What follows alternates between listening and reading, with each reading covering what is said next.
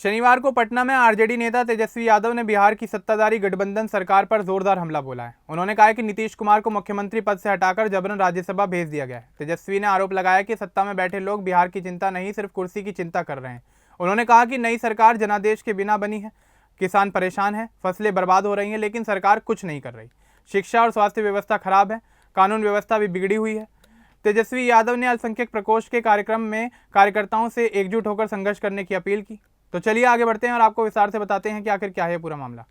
शनिवार को पटना में आरजेडी के राष्ट्रीय कार्यकारी अध्यक्ष तेजस्वी यादव ने मीडिया से बातचीत की। उन्होंने बिहार की सत्ताधारी गठबंधन सरकार पर जोरदार हमला बोला। तेजस्वी यादव ने कहा कि आज सत्ता में जो लोग बैठे हुए हैं उन्हें बिहार की कोई चिंता ही नहीं है, उनकी सिर्फ एक चिंता है कि कुर्सी पर कौन बैठेगा। तेजस्वी यादव ने नीतीश कुमार के राज्यसभा जाने का मुद्दा फिर से उठाया।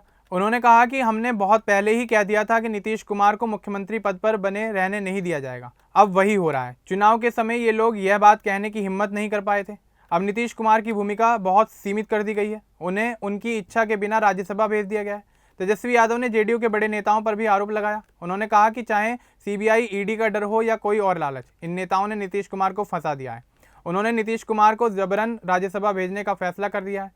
नई सरकार को लेकर तेजस्वी यादव ने साफ कहा कि चाहे जितनी बार सरकार बने, लेकिन उसमें जनता का जनादेश नहीं है।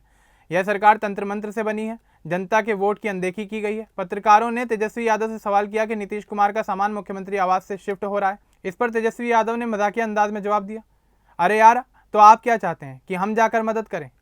इसके बाद तेजस्वी यादव ने गंभीर मुद्दों पर बात की। उन्होंने कहा कि बिहार से इन लोगों को कोई मतलब नहीं रह गया, कैबिनेट की बैठकें तक नहीं हो रही हैं, किसान बहुत परेशान हैं, उनकी फसलें बर्बाद हो रही हैं, लेकिन सरकार को इसकी कोई चिंता ही नहीं है।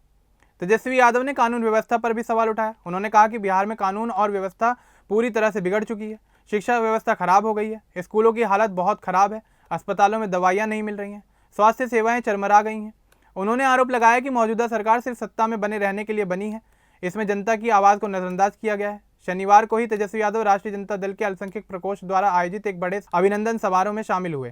इस कार्यक्रम में उन्होंने बड़ी संख्या में आए लोगों से बातचीत की। तेजस्वी यादव ने कहा कि इस समाज ने हमेशा हमारा साथ दिया है, अब भी हमें एकजुट होकर संघर्ष करना चाहिए। उन्होंने कार्यकर्ताओं से अपील की कि संगठन को और मजबूत बनाया जाए, मौजूदा हालात को अच्छे से समझें, समाज को बांटने वाली भाषा का विरोध करें, सभी को साथ लेकर चलना चाहिए। तेजस्वी यादव का यह बयान ऐसे समय में आया है जब नीतीश कुमार ने राज्यसभा की शपथ ले ली है और जल्दी मुख्यमंत्री पद से इस्तीफा देने वाले हैं। बिहार में एनडीए नई सरकार बनाने की तैयारियां कर रहा है। ताज़ा जानकारी के अनुसार तेजस्वी यादव ने साफ संदेश दिया है कि आरजेडी विपक्ष में रहकर सरकार की हर गलती को जनता के सामने लाएगा। उन्होंने कहा कि बिहार की जनता जल्द ही इन हालातों को बदल देगी। तेजस्वी यादव ने बार बार जोर दिया कि बिहार में विकास रुका हुआ है, किसानों की समस्या पर कोई ध्यान नहीं दिया जा रहा है, युवाओं के लिए रोजगार नहीं है, शिक्षा और स्वास्थ्य जैसी बुनियादी मुद्दों पर सरकार पूरी तरह से फेल हो रही है। अल्पसंख्यक प्रकोष्ठ के कार्यक्रम में उन्होंने कहा कि हमें समाज के हर वर्ग को साथ लेकर आगे बढ़ना है, बांटने वाली राजनीति नहीं चलेगी। इस दिन तेजस्वी यादव का पूरा फोकस बिहार की जनता की समस्याओं पर रहा। उन्होंने सत्ता पक्ष को चेतावनी दी कि अब जनता सब कुछ देख रही है।